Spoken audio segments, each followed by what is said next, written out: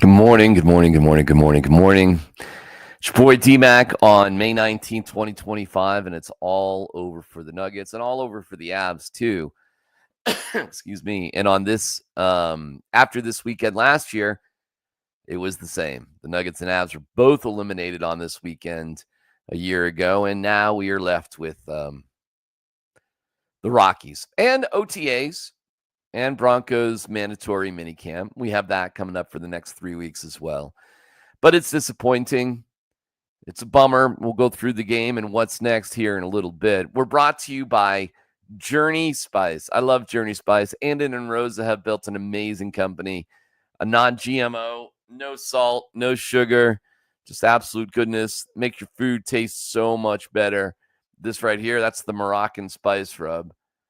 But it comes in singles, 2-packs, 4-packs. It's Journey Spice for the win. We'll have more on Journey Spice in just a little bit. But you can always just click on the QR code, take you right to Amazon.com. You'll save 10% using the code 10Nuggets. And we love our Nuggets even though they lost, which is a bummer. All right, let's get to it. And perhaps when we're talking about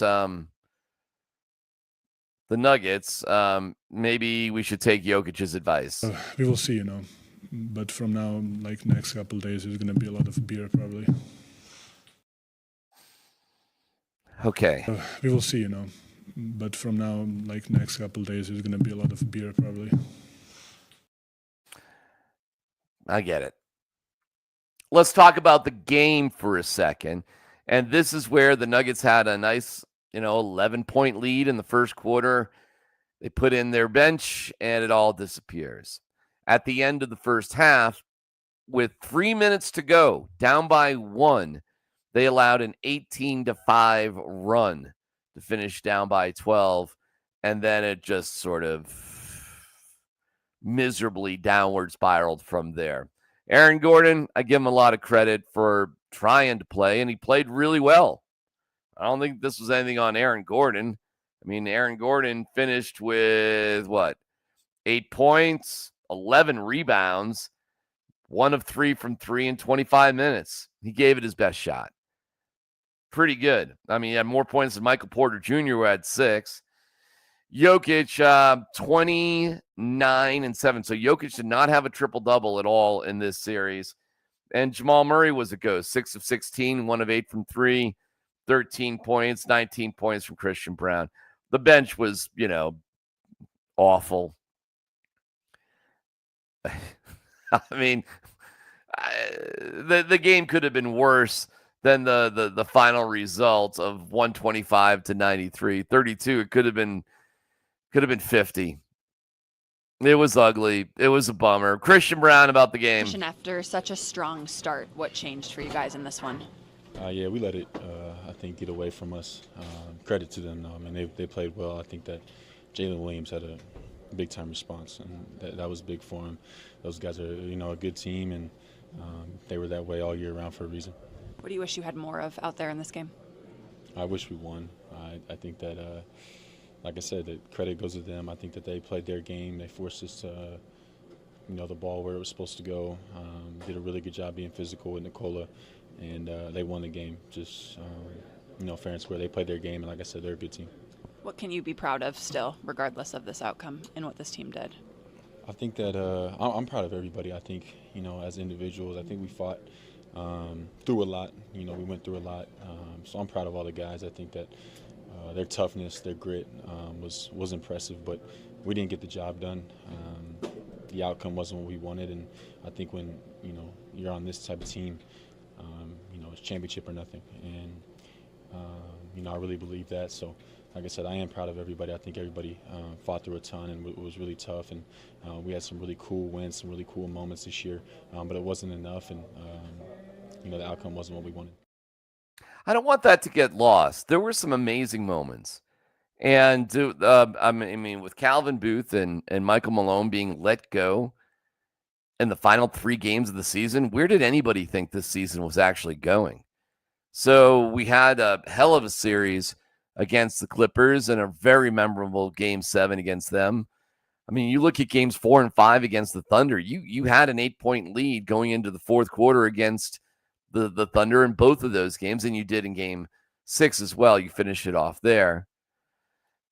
You took the best team in the NBA to the absolute brink, and sure, you got destroyed once you got to the brink. But I'm grateful for a fun season, a memorable season, a topsy-turvy season, lots of drama, and there'll be more drama to come. And the drama didn't end as Aaron Gordon it was reported by Shams that, it's grade 2, he'll be out for a month, but then, no, he's going to play. No, he's going to start. Here's AG talking about, that process. Aaron, can you just take us through what the last 48 hours were like for you in terms of deciding if you would play, when you would play, what the rehab process was like, all of that? Well, I was pretty sure I was going to play. It's just been recovery, basically 36 hours, 48 hours of recovery, everything that I could possibly do. Hot, cold, contrast, massage, hyperbaric, everything that I could possibly do, just so I could be out there and fight for my team. How much did you feel it when you were out there fighting for your team? Not much. I just wish I would have played better. Aaron, it's early because it's just ended, but how do you look at this run and the idea that you get a coaching change, the GM with 3 games left, you were underdogs against the Clippers and win in 7 and take what most people think is the best team in the league to 7. So is it disappointment or is it, some pride over how you guys were able to kind of recover from the way the season ended? Obviously, there's mixed emotions there, but I'm proud of my guys. I'm proud of our team. I'm proud of our organization.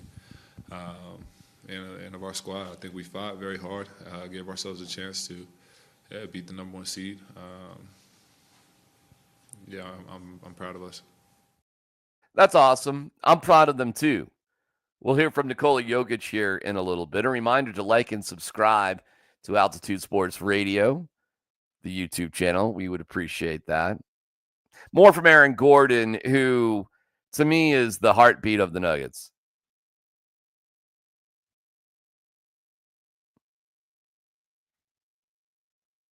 Oh, sorry about that. Got a little technical glitch. We move on to Michael Porter Jr. Michael Porter Jr., okay. We start sort of thinking about what the future is going to be. Now, you could say he was courageous as well, battling through a shoulder injury that probably should have kept him out. Again, perhaps you don't have to use guys who are sick in Jamal Murray's case, injured hamstring with Aaron Gordon, or, displaced shoulder with Michael Porter Jr. if you have better depth. But, these are starters. Any team is going to struggle if they're missing 3 starters or 3 of their starters are just not 100%. Michael Porter Jr. If you guys are healthy, do you still feel like you have all the parts to win a championship in this locker room? I mean, I feel like it. I feel like we took them to Game 7 after not really getting any rest from the last series was a battle. We took these guys to Game 7, and they're probably the best team in the league this year. I mean, we'll see what happens, but they have a championship-level team over there. They compete. They're very good on both sides of the ball, and we came up short tonight, but I don't feel like it should have got to a Game 7. There was a couple games. One we lost at home. There was another one we lost on the road. There were 2 very winnable games, and I feel like we got the pieces, but that's all up to the top and how they feel about it. It's a huge decision to be made, no doubt about it. And I think it comes down to basically this. If you think you can reshape the roster to a significant degree and it's really not the same team, well, then you probably want a new approach to everything. And that's where a new GM and a new coach and just everything sort of would come into play. If the fact of the matter is you're a little bit restricted in terms of what you can do, and you don't think that there'll be a major overhaul, then sticking with David Adelman would actually make a hell of a lot of sense. And perhaps even hiring a GM from within and naming a, say, president of basketball to sort of oversee the operation. So it's a big decision, and it's not a clear path. Here's David Adelman, who talked about his future. Can you put into words, kind of what you guys went through from, the house cleaning towards the end of the regular season up until this point. Yeah, man, I think it's, groups, in team sports, you can fracture very quickly because there's a lot of different personalities in that room. And even though it's a team sport, there's individuals in that room too. And for them to take a look at each other and say, no, we have enough in here and we can galvanize this and we can make it work was incredible. And I told them in there, it's about the man next to you. That's what you do this for. You do it for the guy next to you because you want the opportunity to be a team thing. And these guys did it. And, I'll go back and kick myself. Game 4 and 5 of the series, those are just as crushing as tonight because we had legitimate opportunities to completely control the series, but we just didn't follow through with that. But yeah, it's a testament to the people in there. It really is. It's not about one person. It's about the whole group staying together, believing that they could make something happen through injuries, up and downs, new faces, new people, new jobs, delegation, all the narrative, all that stuff. It wasn't about that. It was about the people in that room all the way up to the end of this game. So extremely proud of that group. It is frustrating because if Adelman and the Nuggets had handled Game 5 as they did Game 6, that is rotating a little bit different, resting Jamal, resting Jokic at the beginning of the fourth quarter when you had an 8-point lead. And I get it. You don't rely on the bench. The bench is not very good. But you didn't have much of a choice either, and you did have an 8-point lead going into the fourth quarter of both of those games, 4 and 5, and specifically 5, where you just overextended your stars and then nobody could make a bucket for 7 straight minutes. I mean, the Nuggets yesterday also went, like a 3-minute stretch without scoring, and that's just going to do you in. I mean, the Thunder took a 1-point lead to a 12-point halftime lead in the course of 2 minutes and change. Can't do it. Not against such a good team. No way, no how. Meanwhile, we hear from Nikola Jokic, and just to let you know in the playoffs, how good was Jokic? First in points, first in rebounds, first in assists, first in steals, first in double-doubles, first in triple-doubles, first in field goals. Nikola Jokic. Nikola, what are you most proud of in terms of what this team was able to accomplish this season? And then what are you most proud of individually that you were able to accomplish? As a team, I think it was probably playoffs. I think everybody, even in the first round, they thought the Clippers going to beat us, and we found a way to win. Like I said, we always find a way, except tonight. We found a way to win a game. We found a way to win a series. And today maybe was not the case, but in season, in global, I think that was the maybe description of this team. Like we always find a way. And that's why I'm proud of it. Individually, I don't know. It was a good season. It was I stayed healthy. I'm really thankful for that. I put a lot of effort in it, so I'm I'm thankful. But I know what's my routine and what I need to do. So I trust what I'm doing, and it seems it's working well for me. It's another amazing year of covering Nikola Jokic. You won't win the MVP. SGA will win it. SGA was the best player on the best team in the NBA that beat Nikola Jokic in the 7-game series. But does not take away from what an unbelievable player and what an unbelievable year Nikola Jokic had. He was incredible. And we're all lucky to be around him, that's for sure. So now what? Now what? And it is not easy. It is going to be a difficult, tumultuous offseason in terms of decision-making. And frankly, it wouldn't shock me if the core 4 is back again. It wouldn't shock me if the core 5 starting lineup is back again. It wouldn't even shock me if Russell Westbrook, who has a player option, is back again, as does Dario Saric, by the way. We'll see what he decides to do. Nothing really would surprise me. Hopefully you get something out of Deron Holmes, who was out the entire year but is healthy and should be good to go. Knock on wood that even though you don't have any draft picks, you get Holmes back, so you kind of get this weird virtual first rounder to play for you. Hopefully that can make some sort of impact. But the future for DeAndre Jordan and Zeke Najee, who knows? Jalen Pickett, Hunter Tyson, PJ Hall, you go down the list. Peyton Watson, Julian Strother. What is going to happen with all of these guys as well? Is there a deal to be made for one of your core players? Would you have to trade a piece as valuable as Christian Brown to get back draft picks or other needed guys? I hope not. I don't want to see any of them go. Even if you wanted to deal Jamal Murray or Michael Porter Jr., are there teams out there that are willing to take on that kind of money for those players? It's incredibly hard to say. So first things first, you've got to go get yourself a general manager, or you need to make a decision about what you're going to do with the roster. And if you do hire a new GM, he's got to be able to put his new stamp, because one thing we realize, if you have a situation where the GM and the coach aren't getting along, what's the point? But that being said, maybe the next thing you should seriously do is... we will see, But from now, like next couple of days, there's going to be a lot of beer probably. Maybe there's that. We'll get to your comments here in just a second. Hang on for that. Let's hear more from Journey Spice. There's a world of flavor out there, and to find it, you have to take the journey. Journey Spice Company handcrafts the most premium spice and seasoning blends that have no sugar, no salt, are certified USDA organic, non-GMO, vegan-friendly, and always planet-friendly.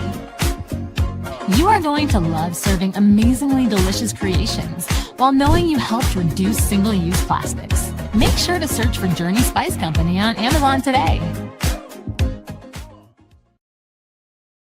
Is you pinch the top, it comes right off, then you can seal it back on. It's so easy to use. It's better for the environment. It's better for your tummy because it's so damn delicious. Journey Spice at Amazon.com. Use the code 10Nuggets to save yourself 10%. Let's get to your comments and see what you've got to say. My guy, RJ, it's now Broncos season. I always hate when the season ends. Game 7, round 2, Game 7, round 1. Rockies in their 10th game. Go Broncos. Thank you, RJ. The Rockies won a crazy game on Saturday as they were up 3-0. Then they were down 6-3. Then it was tied 6-6. Then they were down 11-6, only to finish winning 14-12. And you want to talk about quirky baseball. The next day, they lose 1-0. And Chase Dolander pitched great, as did Rollison. And Michael Toglia hit a bullet in the top of the 9th with the bases loaded, and it was right at the shortstop, who was overshifting towards second base. I thought it was going to be cleaning up the middle, and there's a shortstop lurking. So the Rockies lose 1-0, and they lose 2 out of 3 to the Diamondbacks. But it was a hell of a game on Saturday, and it was a pretty decent battle on Sunday too.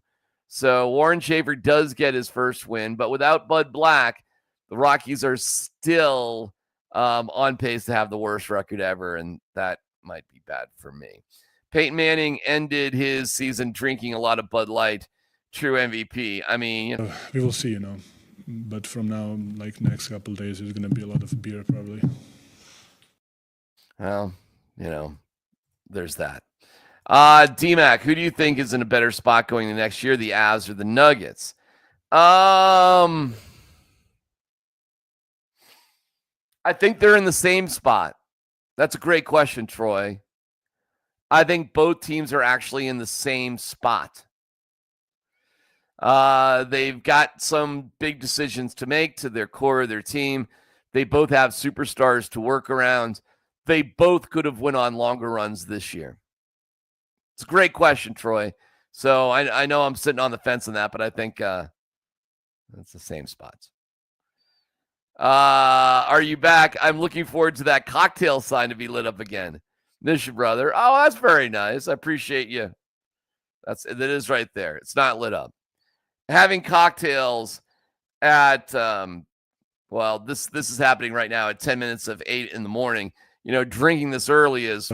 We will see, But from now, like next couple of days, there's going to be a lot of beer probably. All right. Well, I don't think Joker was talking about 8 o'clock in the morning.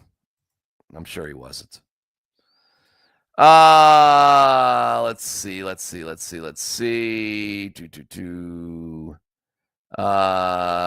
DMac again. Where the heck have you been? We miss you. Well, I'm happy to be here. Make sure you like and subscribe to Altitude Sports Radio YouTube channel for this and tons of other great content. Journey mac and cheese. Maybe Nicola should have a lot of that too. Perhaps. That's baseball. Good morning, Andon. Going to have to lose something in the front 5 or 6 in order to augment the bench. Stats would point to trade the standout underperformer, and that means... Listen, man, you have to get value for what you trade for.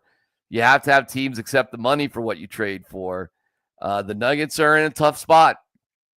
It's not easy. And it's going to be drama-filled. No doubt about it. It'll be I don't suspect a ton of turnover for the Avs. Perhaps the most drama the Avs are going to have, because they've already had a ton of drama with changes to their roster. So does Brock Nelson sign back with the Avalanche or not?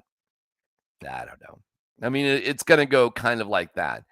The quest for the 2C might roll on for the Rockies, or for the Avalanche, rather. For the Nuggets, if something happens, it's going to be...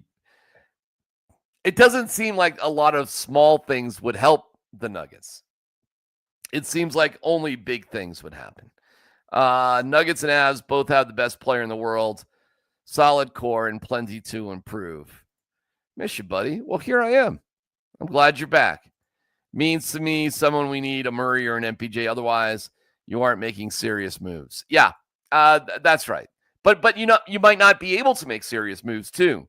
You need to have a partner. You need to be able to move money. You need to hire a GM. You need to decide on a coach. It's like, ay. I mean, there's a lot of stuff going on. So for today, we just sort of say, because of the way they lost yesterday, I think it's probably more appropriate to have angst about how they lost games 4 and 5. Those were games you led going into the fourth quarter. By the fourth quarter yesterday, the game was over, and the season was over by the time you went into the fourth quarter yesterday. So it's a little bit easier sort of just to roll with it. There's no way this loss is going to sting like the Minnesota loss did last year when you lost a 20-point lead late in the game. Oklahoma City was just better. What can you do? A Rockies note. Dollander is the real thing. One of the very few bright spots on the Rockies. He has had 2 in a row really good performances. Neither one of them went his way, but dude was great last night. Boy, I can give you some. Boy, you want some Rockies news? I can give you some numbers on the Rockies. And yes, they're still barreling towards being the worst team in the league. And that's the nature of my little walk of shame bet that they won't be. I'm actually rooting for the Rockies not to be. I'm saying they're going to not be the worst team ever. Now, listen, that's about as low of a bar as you can put on a team. Are we going to be the worst of all time? I say no. But I could be wrong. Let me look at Chase Dollander's line here real quick. 4 2/3, 3 hits, 1 run earned, 2 walks, 6 strikeouts, and 98 pitches. So he got a little squirrely with his pitches. He wasn't all that effective. So he was just going deeper into counts. And only 2 walks, though, and gave up another home run, which was his 1 run. And that's all it was 1-0. The Rockies only got 3 hits. Yeah. But Rolston pitched well and Kinley pitched well too. They shut it down. So it was only 1 run. 1 run. That was it. And it was in the first inning. So what a quirky game. 1 run in the bottom of the first, a home run, and then no runs for either team the rest of the game. And the day before, there were 26 combined runs scored. Same 2 teams.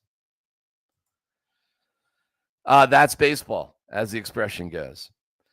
In terms of what's next for the Rockies, I know you're dying to know. They move on to Philadelphia, hosting Philadelphia. So hosting the Phillies, and it's a 1, 2, 3, 4, 5, 6, 7. Wow. It's the Phillies and the Yankees this week at Coors Field. So actually, some interesting games for the Rockies. And having the Yankees in town for the weekend, hopefully there'll be great weather. I'm sure the park will be packed. Because that's what happened. Trade McMahon. Yeah, I'm hearing a lot of vibes about trading McMahon. DMac, was it Kisla calling for the boycott? I don't know. A lot of people have called for a boycott. I think boycotts are stupid. If you want to go see a game, if it's a nice day, it's a beautiful park, you like baseball, go for it. No more hockey, no more hoops, no football for a while. It's a Rockies town. On pace to win 27 games. Yes. I've been betting against the Rockies since the beginning of the season. I'm up over 78% of my bets. Yankees home game's coming this weekend. Oh, it'll be a Yankees home game. All right, listen, man. It's always sucks when the ride's over for the Avs and the Nuggets. I love their season so much. I go to practically every single game, home game that is. I'm around the teams at practices and press conferences, and it's weird, man, when it finally comes to an end. And there's just like, there may be some sort of season-ending press conference, I would guess. And then whatever happens, off-season stuff. But the games are what matters the most, and the games is what we love the most. And I'm sorry that there's no more games to be watched for the Avs and the Nuggets this year. It's been a blast, and I hate it when it's over. Hate it when it's over. And yes, the Dallas Stars are in the Western Conference Final. And that's tough to watch too. All right, make sure you like and subscribe. Thank you to Journey Spice. You guys are the best. I love you. We'll be back on Thursday at 7:30 a.m. with more of DMac SMaK.